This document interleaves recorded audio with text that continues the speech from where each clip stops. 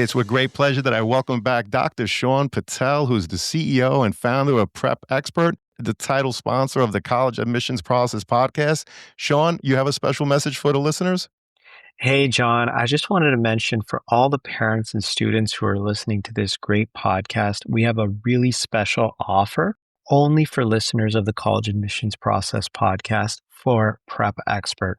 So if your student is going to be taking an online SAT, ACT, PSAT course anytime soon, or is looking for one-on-one tutoring with top 1% tutors, head over to prepexpert.com. We offer live online courses for every college admissions exam. On top of that, we have the best score guarantees, best curriculum, and best instructors in the test prep industry. And just for listeners of the College Admissions Process podcast, you can get 20% off any online SAT or PSAT or ACT course, as well as one-on-one tutoring. So you can get 20% off. Just make sure you use the promo code College Talk. That's one word, College Talk, and you'll get 20% off just for listeners of the College Admissions Process podcast. And I hope you guys can use that to your advantage, save a bunch of money at prepexpert.com. Thank you so much, Sean. And to everyone out there, once again, that promo code is College Talk. That's one word, College Talk. Thank you all, and best wishes. Welcome to The Cap, where we are here to speak with college reps and other professionals in the field of college admissions to help answer all your questions and guide you through every step of the process. So if you're serious about college admissions, you've come to the right place. Are you ready? Let's talk about it. And now, here's your host, Dr. John Durante. Welcome to The Cap, the College Admissions Process podcast. I am your host, John Durante, and it gives me great pleasure to welcome David Wagner, who's the Director of Admissions at St. Olaf College in beautiful Northfield, Minnesota. Dave, it's such an honor and pleasure to finally have you on the podcast. How you doing today? Hey, I'm doing really well, and thanks so much for having me. It's a real honor to be here. The honor and pleasure is all ours, Dave. And so St. Olaf has a distinctive identity rooted in the liberal arts and its Lutheran heritage. How do these foundations shape your mission today, and how do they influence the student experience on your beautiful campus? John, I really love this question, and I think it's a great place to start this morning because I do think it really distinguishes St. Olaf from other national liberal arts colleges. And what I love about St. Olaf is that we are a place that takes religion seriously, both as an academic area of study and also that some students practice in our community. But I think by taking religion seriously, this is a place that is attractive to people from all kinds of different religious backgrounds. And there's a big focus on interreligious dialogue and thinking intentionally, ultimately about what provides meaning in people's lives. So I think it adds a really substantive and sort of thoughtful discourse to what happens on campus. And I think it creates a really cool environment for students to talk and think about life's big philosophical questions in a really safe and supportive environment. And they get to learn about other people in really meaningful ways. I think a big part of what St. Olaf is all about is also helping students think about how to become global citizens. And I think that in my mind, there's really no way that you can be an informed global citizen without thinking really intentionally about the role that religion plays in history, culture, politics, international relations, all of those different things. So I think being a school that takes religion seriously is really interesting. And perhaps most importantly, what I would say is I really like that at St. Olaf, the questions aren't just what do you want to study, what do you want to do with your life. I also really love that the questions at St. Olaf, I think, are broader. They're more about who do you want to be? What are the values that are important to you? How do those values shape the way in which you interact with other people in the world?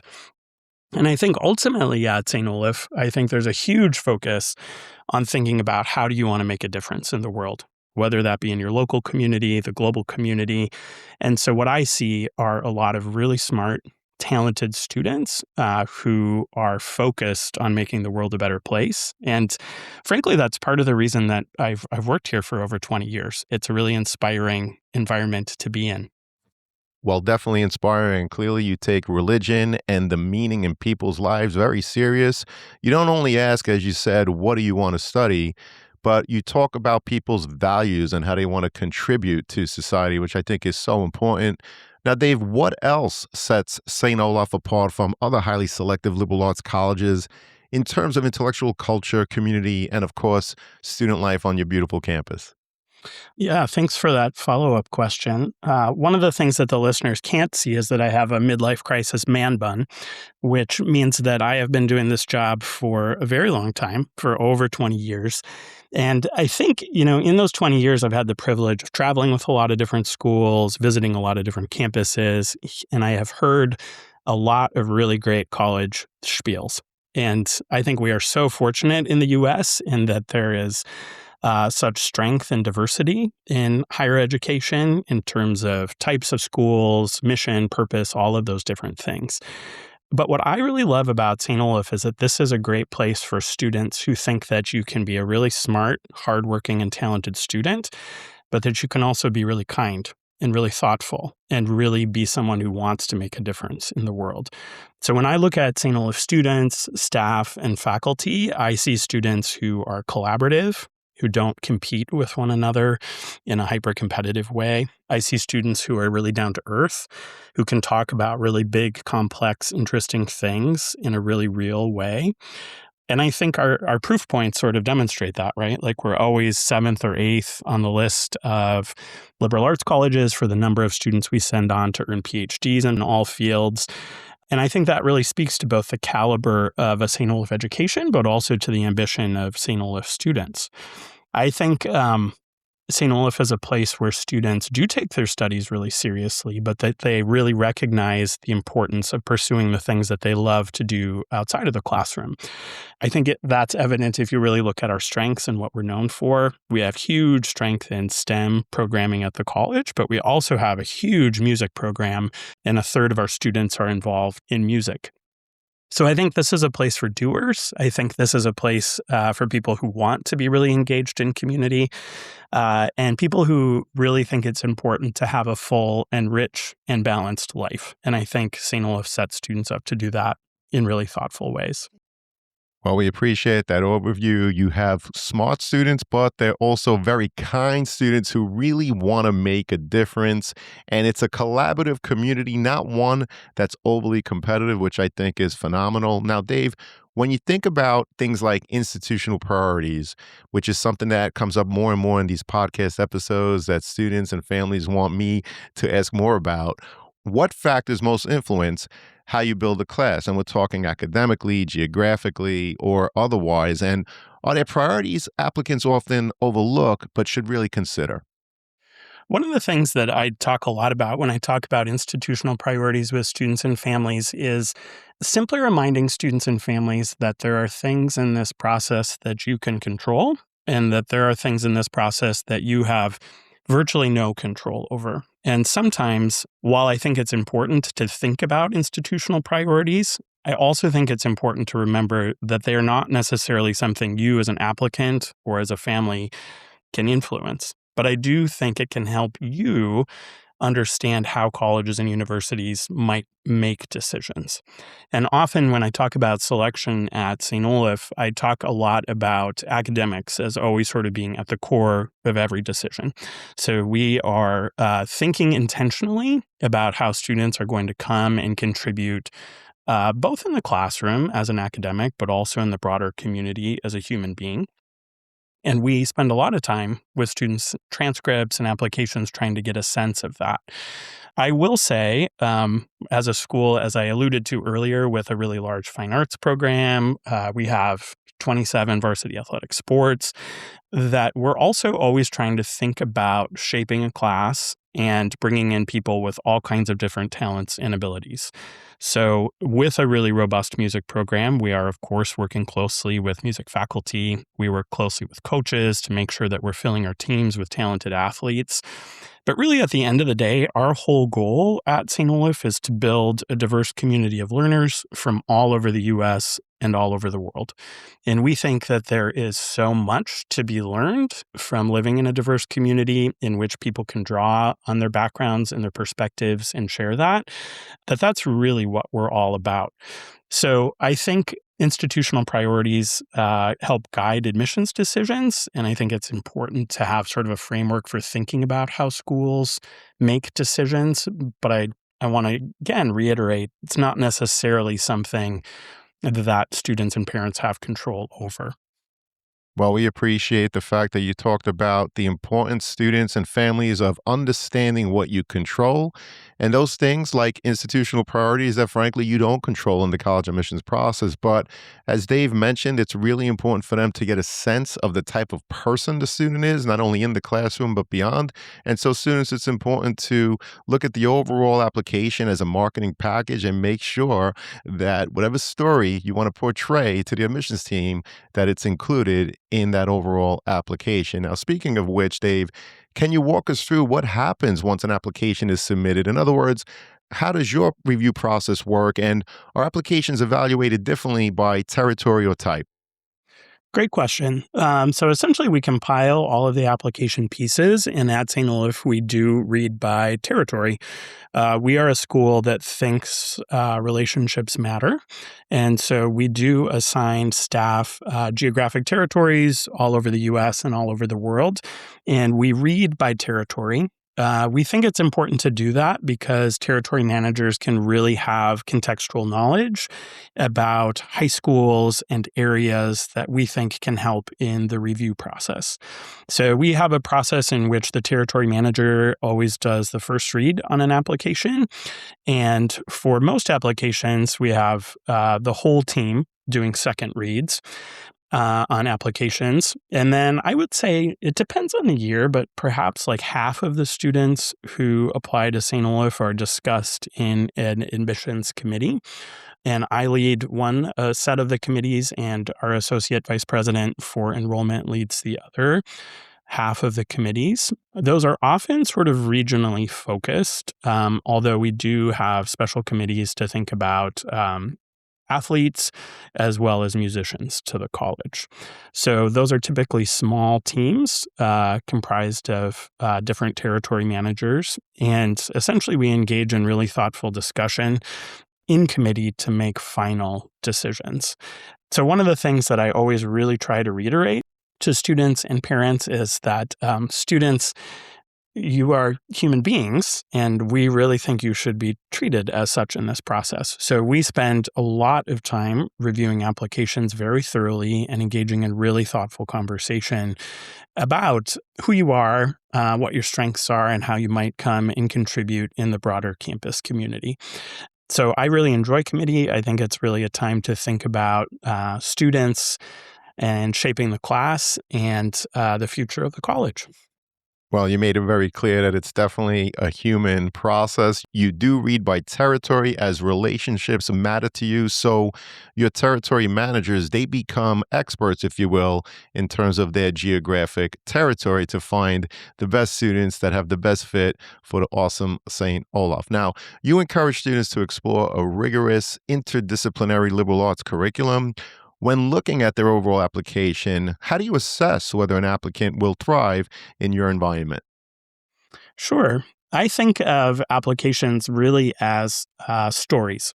I'm a theater person. I studied theater, acting, and directing at St. Olaf. So the lens through which I see the world is stories. And I think your application students tells us a story about who you are as a student, and we spend a lot of time with your transcript, and who you are as a person. And I think that the students who tend to thrive in a liberal arts setting tend to be students who are multi-interested, multi-dimensional students who I think have strength in different academic areas, who maybe explore some interdisciplinary areas of study in high school if they're able to do that, in their high school context. I think that we're always looking for people who are engaged in their community in some way, shape, or form.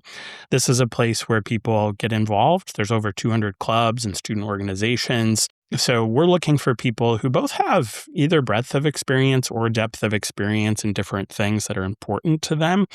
But I think we're looking for people who are also willing to try new things. I think when you come to a really great liberal arts college like St. Olaf, there's really tremendous energy because you're surrounded with a lot of really well-rounded, talented students.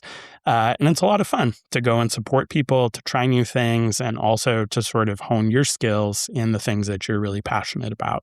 So I think we see a lot of evidence in applications about the types of students who would come and thrive in a liberal arts setting. Well, I think it's a great point for students to understand that they really have to tell their story, not only as a student, but as a person, right? And you look at the things that they may have chose to do or not do after classes are out to help determine the type of community member that they are. Again, students, the importance of telling your story. Now, speaking of your story, St. Olaf is part of what we call the colleges that change lives. Dave, can you just give us a little bit of insight in terms of what the colleges that change lives does? Absolutely. We are so proud to be part of CTCL, Colleges That Change Lives. And what I really love about the organization is I think it's really trying to flip the narrative. I think there is a narrative in our country that this is a selective, stressful process. There's a scarcity narrative that there's not enough places for students. And what I think CTCL is trying to say is that there are so many really wonderful institutions in this country, that there is an abundance narrative, that there is a place for every learner and every type of student, that this really is about fit and what is important to students. And I think the thing that I appreciate the most is there's a real focus on helping reframe for students and parents the search process to think about not just where will I get in, but really thinking about the 4-year experience and thinking about what actually happens during the 4 years that you would be in college or university. And I love at St. Olaf, I've worked here, as I've said, I'm old, I've worked here a very long time. But what I see is students coming and having really transformative experiences, coming in as very confident first-year students, but really being challenged academically and personally through a variety of different things, whether that is studying abroad, internships, research opportunities, building really thoughtful relationships with professors. And I think those kinds of formative, high-impact learning practices really shape the experience and change how students think about themselves and their trajectory. And I think that's really what CTCL is all about, is thinking about substantially what happens during the 4 years that you would be in college or university. And I think that there's something, I love showing up to CTCL college fairs because I think there's something really inspiring to me working with students who are really open to the possibility of change and growth and recognize that that's an important part of this process and this story. Well, I think it's such a great cause, switching the narrative. You're talking not only on focusing on where you're going to get in, but also the relationships that you're going to build with professors and other students over those 4 years of colleges. Now, Dave, let's go back to the overall application review. When reviewing transcripts, what academic qualities stand out most, and what carries the greatest weight in your admissions decisions? I think it's important. I'm going to go back to the notion that transcripts tell a story. And students, what they tell us is about your academic journey in high school. I also think it's always important to have a little asterisk at the start of this conversation about transcripts to sort of acknowledge that every high school is different. And so what we're always trying to do is to contextualize a student's performance within the environment of their high school. And some schools offer AP curriculum, some offer IB, some do a lot of dual enrollment or college in the schools options. Some schools offer none of those. So what we're trying to really do is distill how have students done within the context of their high school, and have they been able to take advantage of potentially challenging courses if there are challenging courses that are offered. We look to see if students have areas of strength in particular areas, if there's areas for growth potential, if there's any trajectory on the transcript. if something maybe significant happened in a student's life, or in their lives, that impacted their academic performance, do we have information about what that was? So really, all of this is trying to tell us how you might come and think about entering the classroom at St. Olaf. But we spend a lot of time with transcripts, and I do think that they tell a really significant story about how students have done in their classes, what types of classes they've decided to take, and ultimately what they might hope to study in college or university. Well, we appreciate that overview. And a typical question that I hear from students is, well, my high school only offers 5 AP courses, but there's another high school in the next town that offers 25. Am I at a disadvantage? And of course, I always say no, but what would you say to that student, Dave? Yeah, I would say absolutely not. I mean, I think it's all about trying to take advantage of what is offered within the context of your high school. So none of this is really apples to apples. It's always trying to really think about students within the unique context of their high school and making informed decisions from there. Well, I appreciate that. Making informed decisions based on the context of your high school. So students definitely look at what is offered to you, take the most rigorous courses that you can handle, and certainly they're going to look and see how you perform within those courses. Now, St. Olaf is test optional. Dave, what percentage of admitted students do not submit standardized test scores? And how do you advise students deciding whether or not they should include their scores? This is another thing that comes up a lot in my conversations. Absolutely. And it's an interesting conversation, I think. In any given year, between a quarter and a third of students submit test scores at St. Olaf. And while this might not sound like rocket science, I think it's really important. Our data suggests that the best predictor of how students will do in college or university is how they've done in high school. And I think that's really important for students and families to think about. There's a lot of data out there that suggests students are more likely to submit a test score if they have the median or higher reported at an institution, and that students tend not to submit if they have below the median score. When we did go test optional, it was really important to me that we place the focus of review on GPA, how students have done in their high school classes. So I always encourage students to think about their test scores within the context of their whole application. Do they feel like it is representative of their skills and abilities? And if so, great, they should submit it and feel confident about that. If they don't feel like their test score is necessarily representative of their skills or abilities, or it is significantly below the median test score, then maybe they don't need to submit it. So I think it's really important for students and families to know that students are not disadvantaged in any way, shape, or form if they do not submit a test score. And I think it shifts the focus and it shifts the conversation to thinking about working really hard in high school, performing to the best of your abilities in high school. And that tells us a lot about how you're going to show up and what kind of mindset you're going to have going into college. Hey, podcast friends, if you've been enjoying the College Admissions Process podcast, I'm excited to share my new book, Straight from the Admissions Office, Insider Strategies for College Applications. It's packed with insights and tips from over 250 podcast episodes with admissions professionals designed to make the college process less overwhelming. Whether you're a student, parent, or college counselor, it's a valuable resource for navigating the admissions process. By grabbing a copy, you're also helping to support the podcast. The links are in the show notes. Thank you, and best wishes to all with the college admissions process.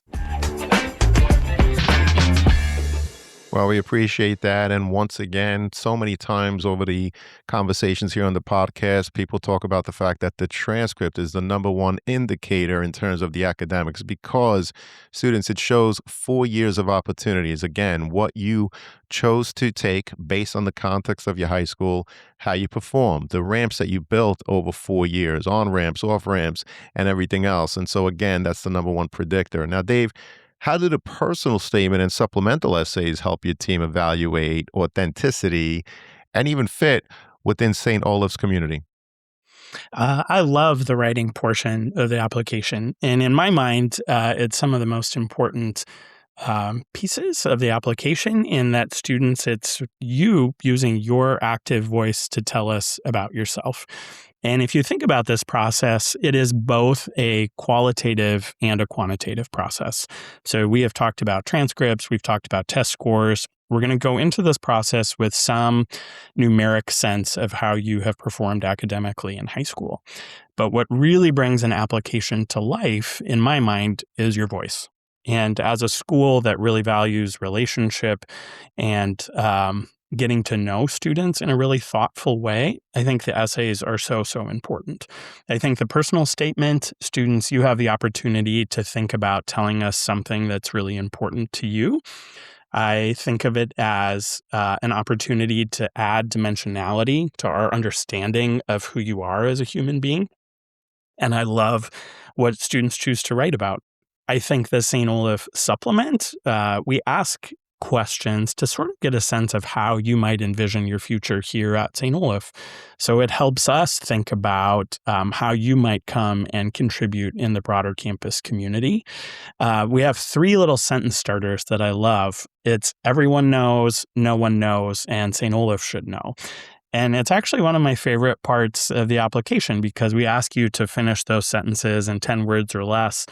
And students choose to do so in such a variety of different ways. You know, some are really witty and quippy, some are really earnest and thoughtful. So I think however you choose to answer questions, it's important that it's reflective of who you are and what's important to you. I always encourage students to have people who are close to you in your life, whether that's friends or family, take a look at your responses and see if it sounds like you. And if it does, I think that's great. We're looking for your authentic voice, and we're looking for what you want to tell us to help us broaden our understanding of who you are and what you're all about. Well, clearly, students, your voice is so important in the personal statement, but also in the overall application.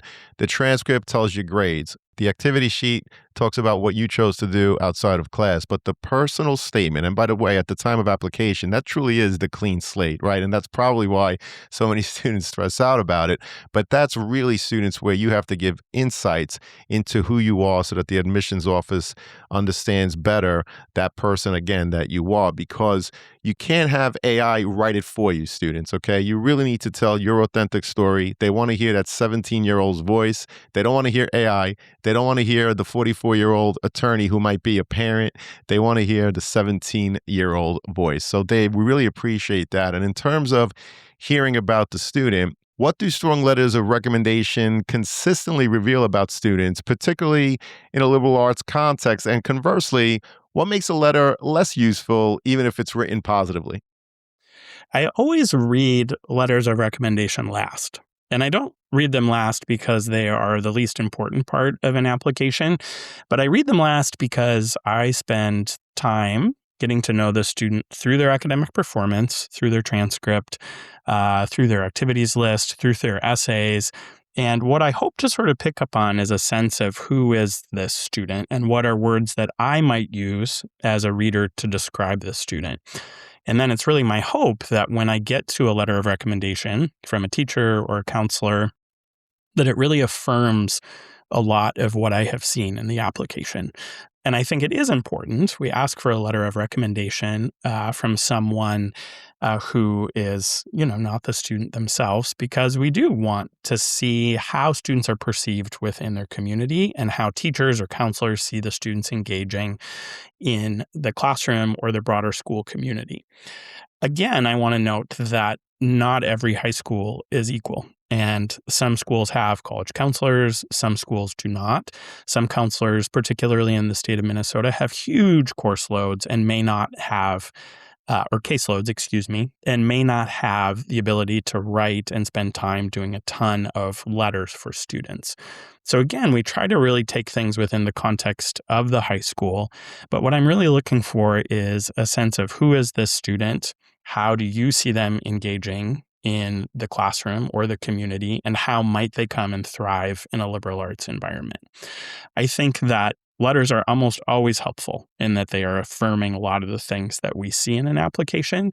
I think often if letters are not helpful, it might be that they are sort of speaking in generalities, or it might be from someone who might not know the student in great depth. But I would say by and large, students, the recommendations that I see are really beautiful and a great testament to how students build relationships with professors and counselors.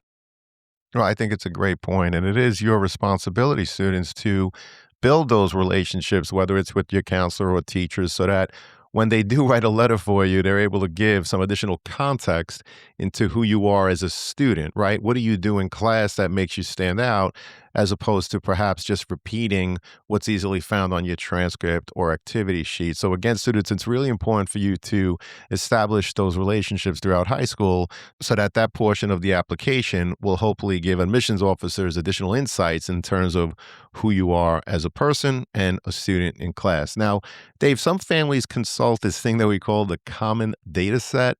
How would you recommend they use it for St. Olaf's data responsibility? And what are common misinterpretations that you see? I think that one thing that I tell students and parents to be really mindful of is that there is so much data out there, and there are so many perhaps third-party companies or websites that are trying to get their attention to promote data and data analysis related to colleges and universities. So in the spirit of transparency, I do appreciate the common data set is trying to sort of pare down and standardize the way in which colleges and universities are providing information. But I always encourage students and families to think really intentionally about what are the specific data points that are going to be instructive for their search, and how might that inform how they think about a college or university. So there are certainly interesting things in the common data set about enrollment, persistence, financial aid, college financial health, etc. But I often think that really good admissions teams and marketing and communications teams are going to pull out a lot of those really salient features and put those in front of you, students and parents. I think often the best source of information about colleges and universities is the college or university itself. So I think that's a great way to get information about admissions and enrollment and persistence. So there is just so much data out there that I think it can be a little overwhelming. So I encourage students to think about how does the data that you might find actually support or inform you in your search process. Well, I appreciate that. And I like how you talked about being aware of third-party websites, because colleges and universities, it's your responsibility to provide the most up-to-date information on your individual website. So students, make sure you're going to the Office of Admissions, for example, at St. Olaf or whatever college you're researching, because again, it's the college's responsibility to give you the latest and greatest information. Now, another term that we hear a lot about is this thing called demonstrated interest. Some people track it, some don't. Dave, how important is demonstrated interest at St. Olaf, and what are meaningful, authentic ways for students to engage during the admissions process?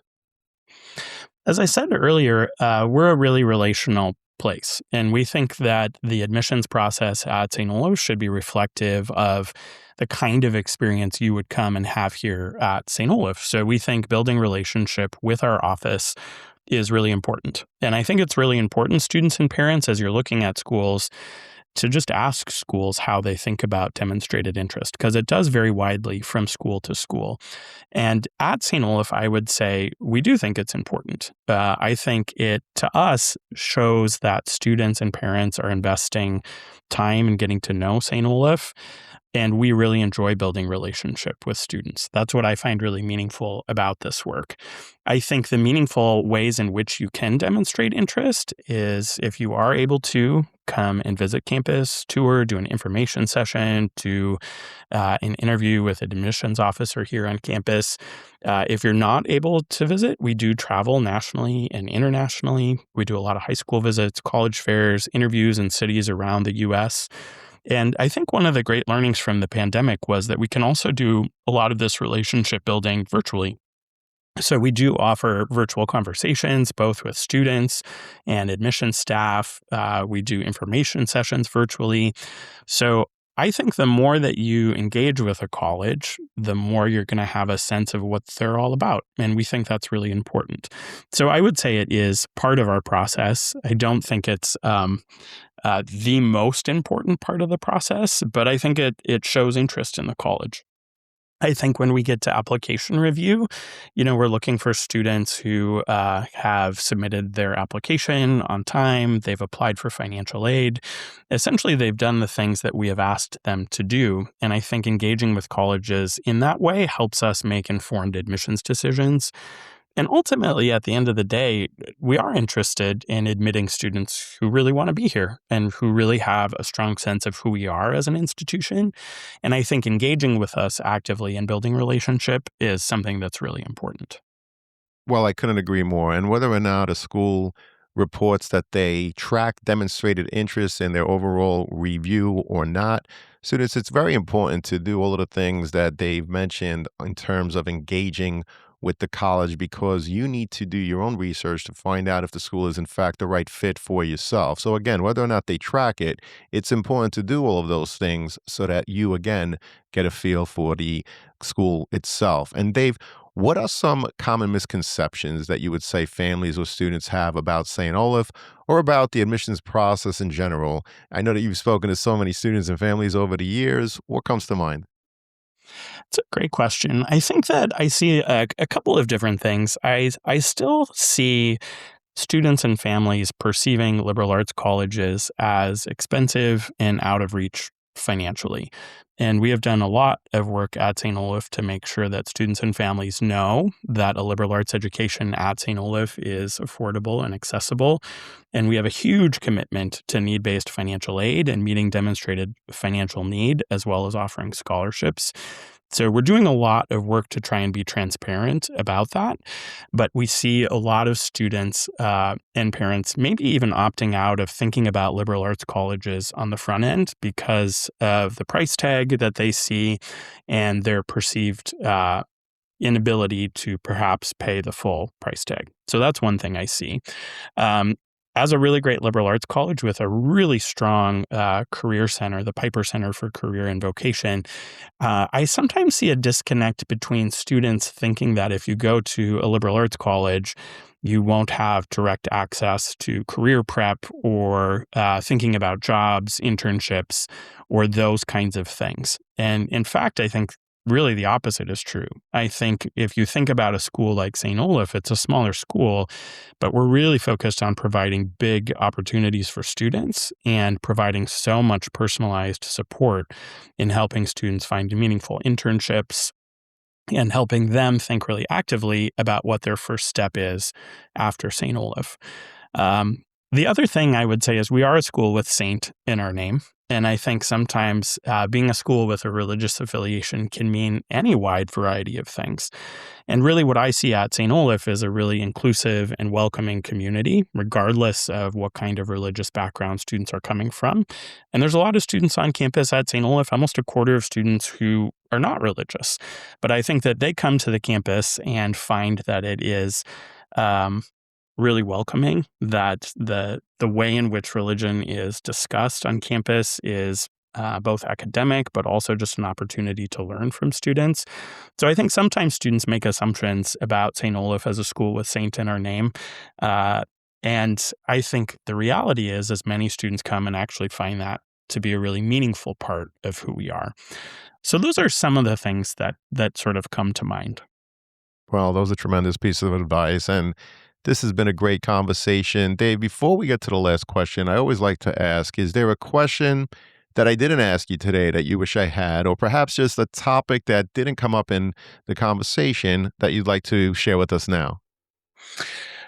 Well, maybe I'll go a little bit deeper. I do want to say a little bit more about affordability and thinking about how students and parents can think about affording a college education. Students and parents, I think it's so important to have conversations as families about your family financial situation.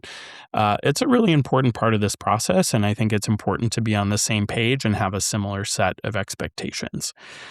I think financial aid and scholarships can be a little confusing. I think every college handles it in a little bit of a different way.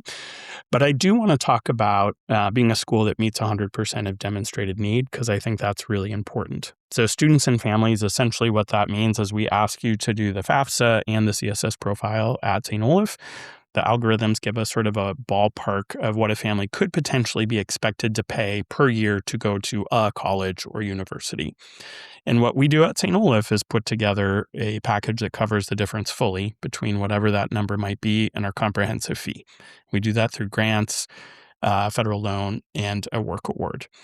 And we're one of the very few schools in the country that meets that difference fully. We also at St. Olaf offer big, robust merit scholarships. And so almost everyone at St. Olaf, 99% of students are receiving some kind of need-based financial aid, some kind of merit scholarship, or some kind of combination of the both.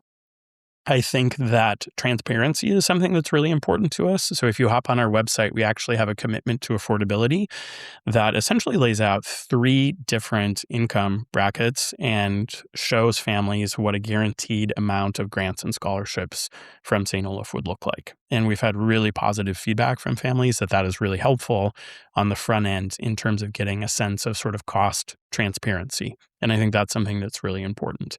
We, of course, have a net price calculator, and we also use the My Intuition calculator, which is 7 or 8 simple questions about income, assets, and family size that gives a pretty close approximation of what a need-based award might look like.